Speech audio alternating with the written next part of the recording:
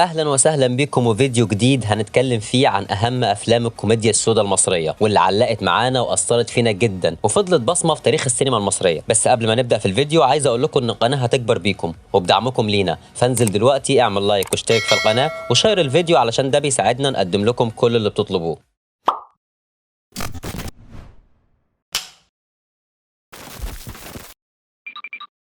وعلى راس قائمة أفلام الكوميديا السوداء فيلم صرخة نملة، الفيلم من إخراج سامح عبد العزيز وبطولة عمرو عبد الجليل وتأليف أخوه الراحل طارق عبد الجليل. اللي ما يعرفش طارق عبد الجليل، فطارق عبد الجليل هو مؤلف فيلم عايز حقي وفيلم زازا، واللي اتميزت أعماله بالنقد السياسي الساخر وإسقاط الضوء على حال المجتمع. وفي فيلم صرخة نملة طارق عبد الجليل خدنا في أعماق الكوميديا السوداء وركز على تفاصيل المشاكل اللي بيعاني منها الشعب المصري من فساد وغلاء أسعار وواسطة ومشاكل تانية زي المية والسكوك. ومشكلة زي مشكلة السكوك دي كان اتكلم عنها في فيلم عايز حقي وعمل لها امتداد في فيلم صرخة نملة. فيلم صرخة نملة اتعرض في يونيو 2011، كانت ثورة يناير وقتها هي السبب في انه يعدي من الرقابة وما يتركزش معاه قوي، وده طبعا بسبب وضع البلد وقتها. جرعة الكوميديا اللي في الفيلم كانت محاكية للواقع جدا وكانت في سياق الدراما، لان طبيعي انك بعد الثورة متوقع ان تشوف فيلم كله نكد وعياط واحداث كتير، ولكن باخراج سامح عبد العزيز المتميز وتركيبة عمرو عبد الجليل الممتازة في رمي الافيهات التلقائية ودت الفيلم في حتة تانية خالص. فيلم صرخة نملة كان فيلم من آلة زمن، يعني بيحكي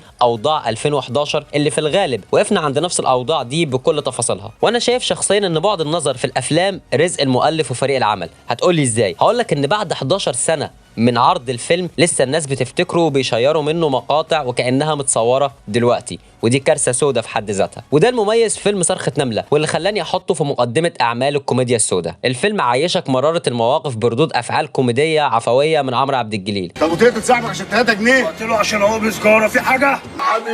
حبيبك مين يا عم وانا اعرفك؟ كمان شفنا فيه مواقف واقعية انت عشتها وبتعيشها ولسه هتعيشها. صرخة نملة اتعرض في مهرجان كان، وده كان بسبب انه اول فيلم مصري يتعرض فيه مشاهد من احداث الثورة. حلوت بس مش لينا، احنا اتخانقنا عشان نتفرج بس يا جودة. وتاني فيلم معانا في قائمتنا فيلم ثقافي. من الوهلة الأولى هيجي في دماغك شريط الفيلم الجنسي اللي الشباب بيدوروا على مكان يتفرجوا فيه على الفيلم، ولكن المخرج محمد أمين في خلال رحلة البحث دي غاص في كمية تفاصيل سوداوية مرعبة. محمد أمين كان عايز يقولك إنه اختزل معاناة الشباب دي كلها في شريط الفيديو، واللي هتربطه بشكل مباشر بكتير من مشاكل زي البطالة والفراغ وعدم قدرتهم على إنهم يعيشوا حياة سوية ويكونوا بيت وأسرة. مفيش شغل، مفيش استقرار، مفيش حياه. وضع المجتمع اللي بيغيبك بفيلم ثقافي، اللي بيغيبك بماتش كوره، اللي بيلهيك بخناقه بين المشاهير، اللي بيلهيك بترند، وهوب تلاقي نفسك في الفتره اللي المفروض اسمها شبابك راحت وبقيت زي صاحبهم المكتئب، او زي ابراهيم يسري اللي وصل ل 30 سنه ومتخرج من كليات القمه وبرضه ما عملش حاجه في حياته وبيتفرج على ثقافي. وهتتصدم برحله بحث تانية عن ثقافي جديد. انا هقول لك كل يوم اخد شهاده اعمل بيها ايه؟ الفيلم اسقاط اجتماعي هايل لمشكله الشباب اللي كانت وما زالت قنبله موقوته بتهدد المجتمع. وما اكتفاش بالثلاث ابطال في الفيلم بس، لا هو قالها لك صريحه دي شريحه كبيره في المجتمع زيهم. فيلم ثقافي هو حاله مش اسم. حاله العجز اللي بينام وبيصحى فيها الشباب دي فيلم ثقافي. الشهادات اللي بقت مجرد ورق ده فيلم ثقافي. المغريات والتحديات اللي طول الوقت الشباب محطوط فيها ده فيلم ثقافي. واللي بيميز فيلم ثقافي انه جابها لك صريحه بالمشكله والحل. المشكله عرضها لك من خلال جمله برايز، والحل كان من خلال طارق وحبيبته اللي اتمردوا على الوضع وقرروا يخرجوا من رحله البحث في حلقات مفرغه وعلموا نفسهم واشتغلوا. ضعنا السن اللي من حقك تبتدي فيه حياتك وتحقق ذاتك هو سن العشرينات. انت ليه بقى مسامح في حق نفسك؟ فيلم ثقافي اتعرض سنة 2010 وما زالت عين محمد أمين بتلحقنا حتى وقتنا هذا. الغيبوبة حصلت نتيجة صدمة عصبية من شدة الفرحة لشعورهم انه اخيرا اتقفل عليهم باب وهيمارسوا حياتهم الطبيعية. احنا ممكن نموت قبل ما نتجوز.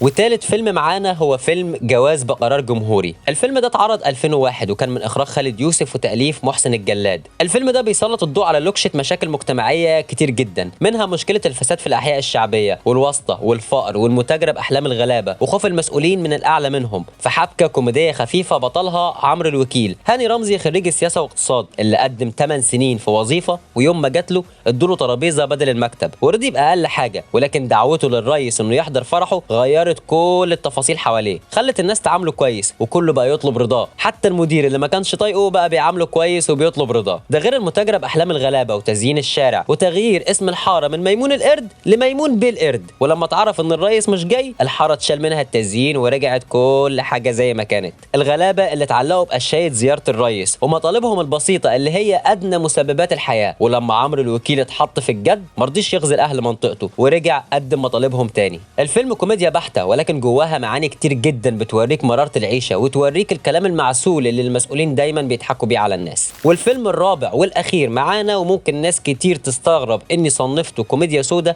ولكن انا شايف ان فيلم صباح كدب لاحمد ادم يعتبر كوميديا سودا، لان ببساطه استاذ نعناع المدرس الضرير عايز اقول لك ان في كتير جدا حوالينا شبه الناس اللي كانوا حوالين استاذ نعناع، الناس اللي في وشك حاجه وفي ظهرك حاجه تانية، لدرجه انك في مواقف هتنسى تتعاطف مع استاذ نعناع. ودي شطاره من احمد ادم اللي بالمناسبه ده من وجهه نظري الشخصيه انه من ضمن احلى افلامه. الفيلم ناقش قضيه مجتمعيه مهمه جدا وهي الطمع والغدر والصدمه في اللي حواليك، وازاي حد ممكن يخليك تشوف الوحش كويس والكويس وحش، ولكن ده في قالب كوميدي لايت خفيف. والكاركتر اللي طلع بيها احمد ادم كانت لايقه عليه جدا. ويحسب برضه للكاتبه نهى العمروسي انها راعت عدم الدخول في عمق تفاصيل كآبه الموقف، وكانت محافظه على نمط الكوميديا بشكل معقول. وعلى الرغم ان الفيلم ما حققش النجاح الساحق اللي كان متوقع ليه، الا انك هتلاقي نفسك على الاقل حافظ افيه او اتنين منه، وده معناه ان الفيلم نجح جماهيريا، ولكن وقت عرضه ما خدمهوش او ما تسوقلهوش صح. الله اعلم ايه سبب ان الفيلم ما نجحش. وبكده نكون وصلنا لنهايه الفيديو. لو وصلت معانا لهنا وعجبك الفيديو ما تنساش تعمل لايك وتشترك في القناه وتدعمنا بشير وتستنى الفيديو الجاي. اشوفكم بخير.